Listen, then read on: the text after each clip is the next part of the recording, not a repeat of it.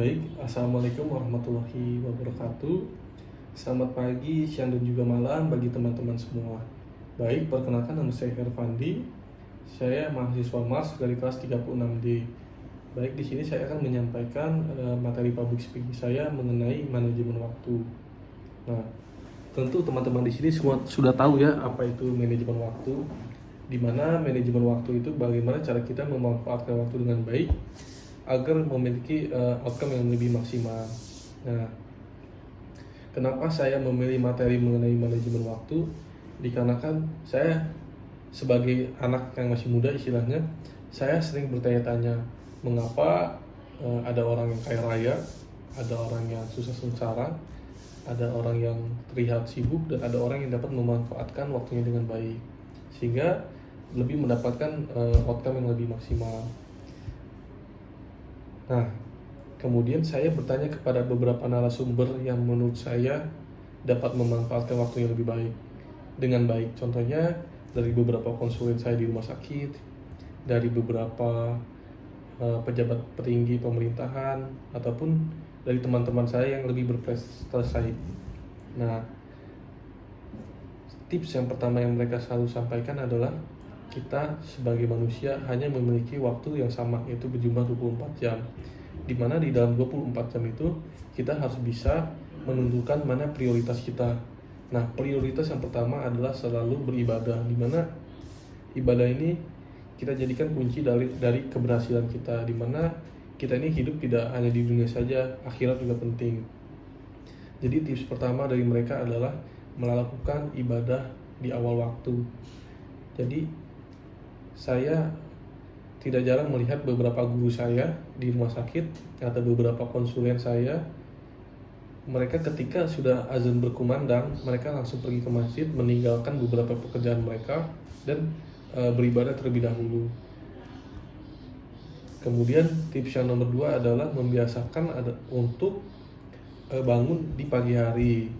Jadi kebiasaan dari mereka adalah mereka bangun sebelum subuh, di mana sebelum subuh mereka dapat beribadah terlebih dahulu seperti sholat malam, zikir malam, dan kemudian dilanjut dengan sholat subuh. Kenapa bangun di pagi hari ini penting? Dikarenakan di mana ketika kita bangun pagi, kita otomatis akan memiliki waktu yang lebih banyak. Setelah kita sholat subuh, kita dapat membaca berita terlebih dahulu, membaca buku mungkin.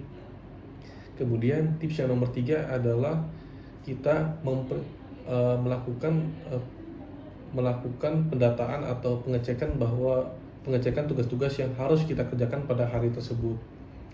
Dan setelah tugas-tugas itu kita tuliskan atau kita catat, kita tentukan prioritas dari tugas-tugas tersebut. Yang tips selanjutnya adalah kita tidak boleh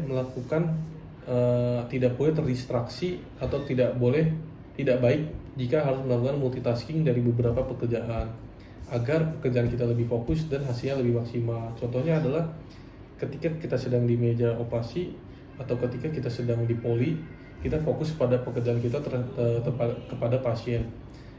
Lain kata, ketika kita sedang berada di kantor, maka kita lebih fokus kepada arah manajemen. Selanjutnya adalah kita melakukan evaluasi dari hari tersebut.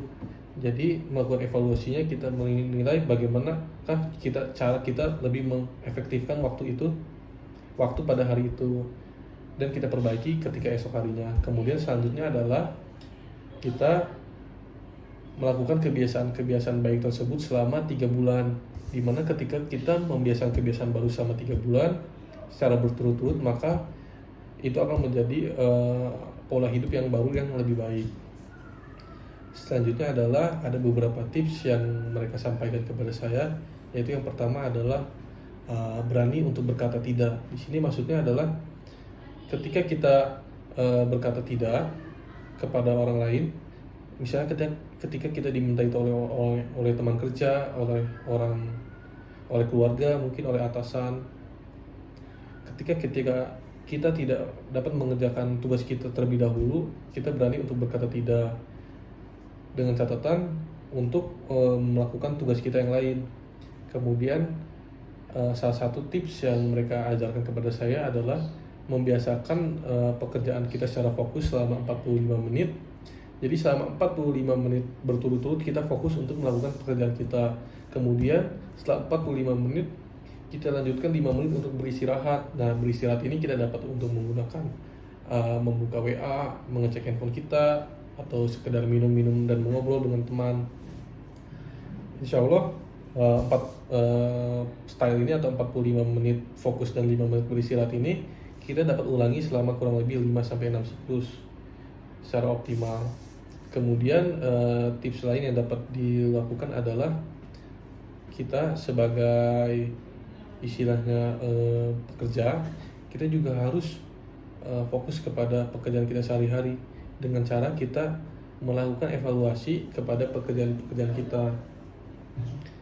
Kemudian kita nilai apakah pekerjaan itu sudah beres atau belum.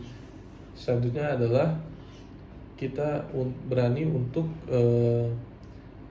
jangan lupa menyempatkan diri kita untuk beristirahat. Beristirahat di sini kita dapat gunakan untuk menonton TV, menonton film sebagai refreshing atas atas reward, maksud saya sebagai reward atas kerja kita keras kita selama sehari penuh. Kemudian yang tidak kalah penting adalah melakukan olahraga, di mana jika kita berolahraga maka metabolisme tubuh akan lebih baik. Dan juga jangan lupa kita makan teratur ketika sudah jam makan. Contohnya ketika waktu jam makan siang, kita istirahat untuk makan siang, dan ketika makan malam, kita makan malam tepat waktu.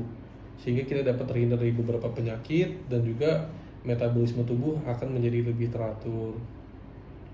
Baik, pesan terakhir saya adalah khususnya untuk diri saya sendiri ya, sebagai anak muda, di mana pada saat ini kita semua sama, yaitu hanya memiliki 24 jam waktu. Dan jangan sampai kita menyesali waktu-waktu yang sudah kita habiskan dengan tidak efektif maupun dengan tidak efisien. Contohnya kita harus dapat memanajemen waktu kita lebih baik agar memberikan outcome yang lebih maksimal, dimana karena waktu ini tidak bisa ditambahkan, tidak bisa dikurangi, dan tidak bisa diulang. Jangan sampai kita menyesali waktu yang kita gunakan secara sia-sia. Baik, sekian pemaparan dari saya mengenai manajemen waktu. Terima kasih sudah menonton. Wassalamualaikum warahmatullahi wabarakatuh.